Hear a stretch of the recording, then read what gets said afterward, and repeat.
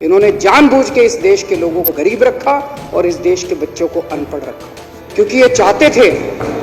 कि अगर ये बच्चे अनपढ़ रहेंगे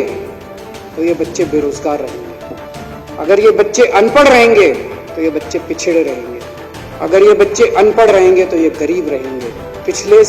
5 साल के 6 साल के अंदर दिल्ली में शिक्षा के क्षेत्र में जो काम हुआ है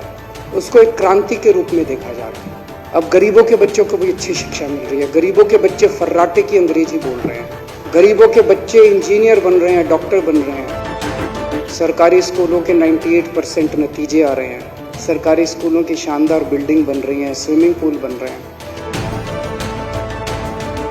अब हमारे सरकारी स्कूलों के बच्चे अमीरों के बच्चों के साथ कंधे से कंधा मिला के आ रहे हैं।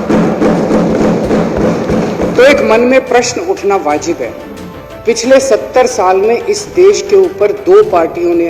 राज करा। जो काम दिल्ली में 5 साल में हो गया वो 70 साल में क्यों नहीं हुआ? 70 साल के अंदर इन दोनों पार्टियों ने मिलकर शिक्षा व्यवस्था को ठीक क्यों नहीं किया? आज मैं पूरी जिम्मेदारी के साथ कह रहा हूं कि इन दोनों पार्टियों ने मिलकर एक षड्यंत्र के तहत इस देश की शिक्षा व्यवस्था को बदहाली में रखा है, जानबूझ के रखा गया। इन्होंने जानबूझ के इस देश के लोगों को गरीब रखा और इस देश के बच्चों को अनपढ़ रखा, क्योंकि ये चाहते थे कि अगर ये बच्चे अनपढ़ रहेंगे तो ये बच्चे बेरोजगार रहेंगे, अगर ये बच्चे अनपढ़ रहेंगे तो ये बच्चे पिछड़े रहेंगे, अगर ये बच्चे अनपढ़ रहेंगे तो ये गरीब रहेंगे, ताकि अमीरों को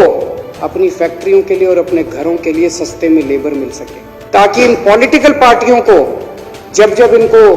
पॉलिटिकल रैलियां करनी हो तो इनको भाड़े के अंदर लोग मिल सकें, ताकि इन पॉलिटिकल पार्टियों को सस्ते में अपने पॉलिटिकल कार्यकर्ता मिल सकें।